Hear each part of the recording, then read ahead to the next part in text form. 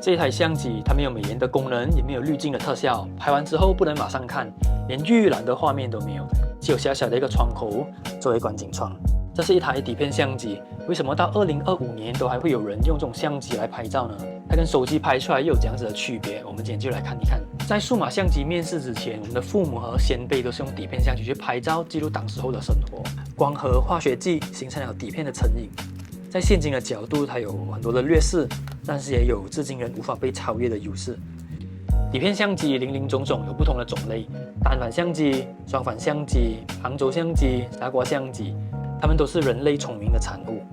傻瓜相机到底是什么呢？它是指这台相机它的功能不完整，像傻瓜一样，还是指给新手小白像傻瓜一样都可以用的相机呢？其实它所指的是 point and shoot， 你只要把你想要拍的画面给对上，按下快门就完成了拍照的这一个动作。所以它并不是指这一个相机傻瓜，甚至可以理解成这台相机有非常可靠的测光系统，可以让这台相机去安排它的光圈跟快门速度。也不是只用这台相机的人就像傻瓜一样 ，just relax, point and shoot， 享受当中的乐趣。所以傻瓜这个词本身并不带有褒义或者贬义。傻瓜相机其实主打的就是一个简单易用、没有繁琐的操作。像我手边的这一台，它是 Olympus 的 Muse 2， 它是有不一样的光圈跟快门的档位。相机会按照环境的明亮度去自动调整它所需要的参数。有一些相机呢，它是固定的光圈和快门只有一档。也因为这个原因，它可以减少它的机械结构，让这个相机在它的体积，然后它的设计上可以多一些的玩味，带来不一样的乐趣。像这种一次性的底片相机，这台是柯达的，还有这一台是 Lomo 的 Super Sampler， 同一张底片里面会呈现4格的影像。这台是鱼眼，还有这个 Golden Half， 它是半格相机，还有一个近期比较火的富士果冻胶卷相机。反正还有很多冷门的好玩相机，那新手要如何选购呢？有时候在网上各种平台会看到一些旧相机，他们所拍出来的画面很好看，不自觉就被种草了，然后对这些旧机器会有很美好的想象。但是很多的旧机它其实都会有小小的故障，一些不太自然的 bug， 如果可以接受就 OK， 不然的话会影响它使用的感觉。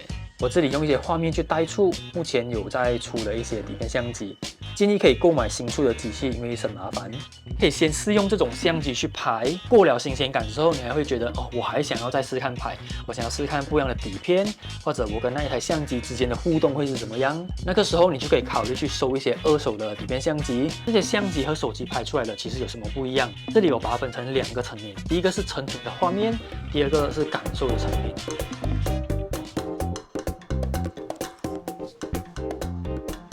我们先来谈谈成品的画面。在我妈妈的年代，他们拍完了一卷36张之后，会把照片给打印出来，放进相簿收藏。我是在2009年开始接触和拍底片，在那个年代拍完之后去冲洗扫描，我会得到像这样子的底片副片。还有扫描出来的数码档.jpg， 现在也可以扫成 TIFF file， 之后可以传到手机或者电脑。所以如果你想要做后期去修图或者调色，都是可以的。数码和底片的成像还是有差距的，各有各的魅力。尤其是在光暗对比度比较大的情况下，底片高宽容度的优势就出来了。又或者是在比较昏暗的环境，用高 ISO 的底片去拍，那个颗粒感跟氛围感，哇！不过这一些细节都是要有比较常接触看摄影画面的眼睛，才可以比较看得出区别。在目前的科技，数码的胶卷模拟是有让那个色彩和氛围靠近的，但是始终无法复制底片的。数码只截取了底片好的那一面，完美的那一面。而我们喜欢底片，有时候就是因为它带着一点未知和偶然的惊喜，也带一点缺陷的真实感。但其实也不需要去复制或者太执着于某种色彩风格，因为不同时代的各种器材都会带来它独特的味道和美。现在底片还有得玩，就尽量去玩去分享，可以聚集到同好的朋友一起玩，一起烧钱，也是很开心的一件事情。对我来说，现在拍底片的魅力不只是它的成像，而是它带来的感受。感受的层面，今年的新年期间，我把底片相机带出门，侄儿侄女们第一次接触。最大的震撼竟然是拍完不能马上看，没有屏幕预览的这件事情对他们而言是不可思议的。其实不只是小朋友，同辈长辈也不太习惯这种看不到成果的方式。现在拍底片，一卷的价钱大概是30多到100多块都有，加上冲洗扫描费，每按一下快门的成本是几块钱，就开始会认真起来了。撇开摄影技术、构图等等之类的，会发现有些东西是真的很想去记录、很想保存下来，才会去按快门。和手机拍摄的选题是不一样的。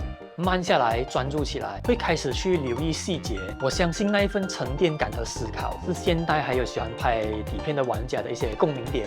为了让整件事情更值得，我现在也把我拍的这些作品发布到社交平台，和人分享也是一种快乐。遇到同好同频的朋友，大家聚在一起，又是另外一份喜悦。近期我有为我的一些拍摄作品去重新排版，写一些内容，想要制作成影集，这种也算是2次再创作，变成另外一个形态的作品。